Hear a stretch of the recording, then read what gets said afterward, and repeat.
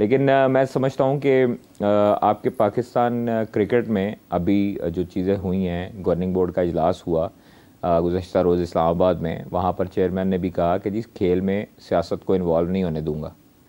ये बाकायदा 2 टोक अल्फाज में कहा। उन्होंने पाकिस्तान अपने असूली मौक़िफ़ से पीछे नहीं हटा। तो चेयरमैन पाकिस्तान क्रिकेट बोर्ड पर तायद की उनके तमाम अल्फाज की, जो भी BOG के इजलास में जो है मौजूद थे, और तमाम लोगों ने एतमाद का इजहार किया और बिल्कुल सही तरीके से उन्होंने कहा जी चैम्पियंस ट्रॉफ़ी के लिए हम आप लोगों के साथ हैं, आप जो कदम उठा रहे हैं बेहतरीन है। पाकिस्तान में चैम्पियंस ट्रॉफ़ी के लिए आपने जो जंग लड़ी, जो सारा अपना मौक़िफ़ रखा, वो बेहतरीन था।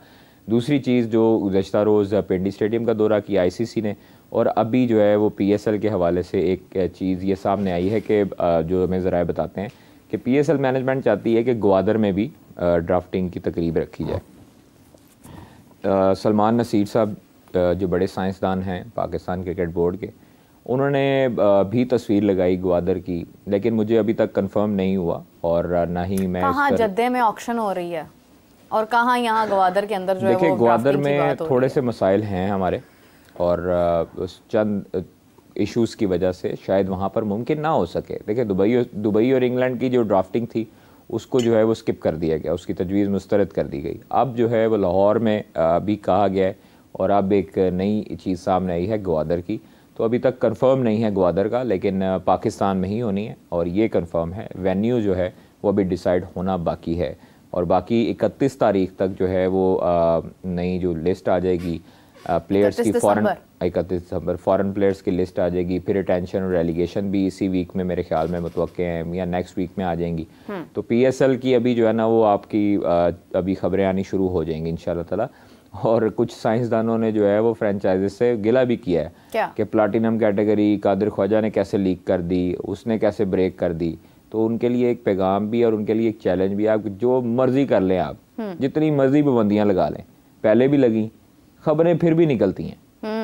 खबरें ये भी निकली हैं कि सलमान नसीर साहब जब चीफ ऑपरेटिंग ऑफिसर थे उस टाइम पे उनकी तनख्वाह तकरीबन 1.5 मिलियन थी अप्रॉक्सीमेटली, जो हमें सोर्सेज क्लेम करते हैं।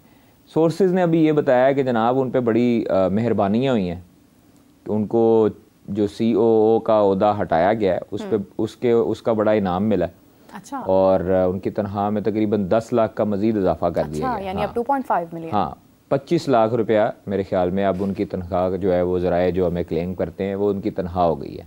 इसी तरह उस्मान वाला साहब जो कि डायरेक्टर इंटरनेशनल हैं, और पता नहीं क्या गिदर सिंगी है दोनों साइंसदानों के पास कि वो कैसा एक न्यूक्लियर फार्मूला बनाते हैं कि हिला देते हैं सबको और अपने जाल पे फंसा लेते हैं, सारी चीज़ें कर लेते हैं। तो ये आर्ट है, ये आर्ट सीखना पड़ेगा।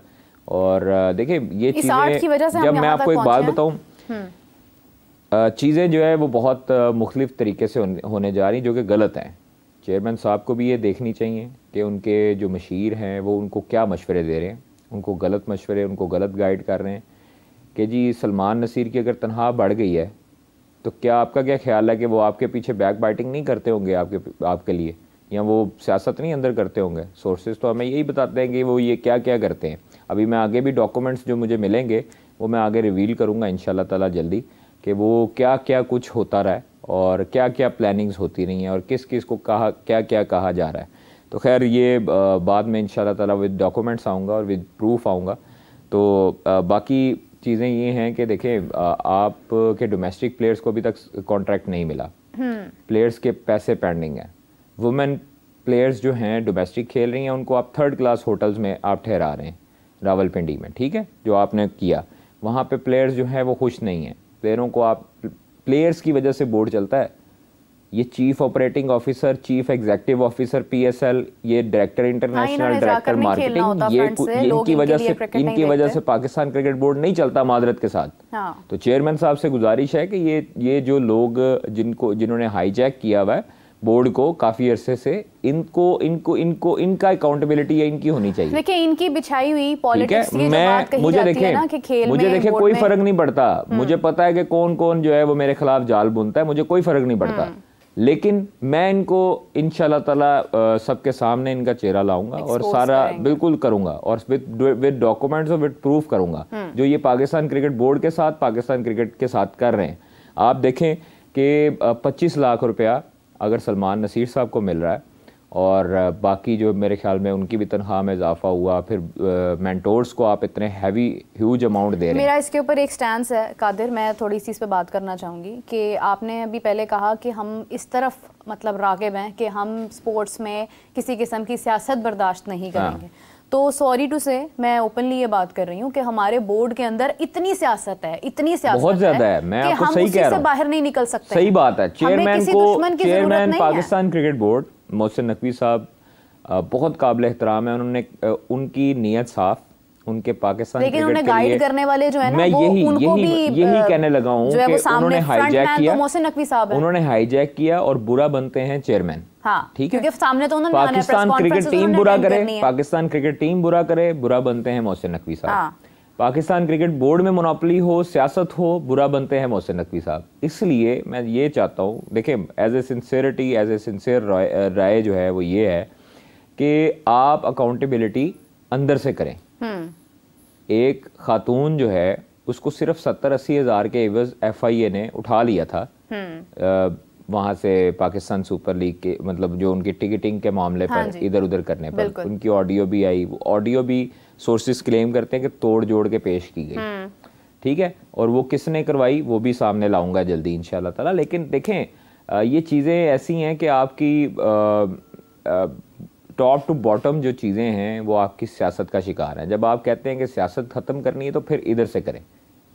और देखें ये अगर इंसान को पहले बाहर वाले ठीक करने से बेहतर है कि अपने घर वाले ठीक करें। क्योंकि देखिए मैं एक बात करूंगी, शायद वो सुनने में आपको भी कादिर बुरी लगे, मगर मैं हकीकत बात करूंगी कि मोहसिन नकवी साहब को ना खुदा बड़ा मेहरबान है उन पर, उनके चेयरमैन होने के टेन्योर के दौरान हमें चैंपियंस ट्रॉफी मिल रही है और ये एक बहुत बड़ा इवेंट है, ये बहुत बड़े एजाज की बात है।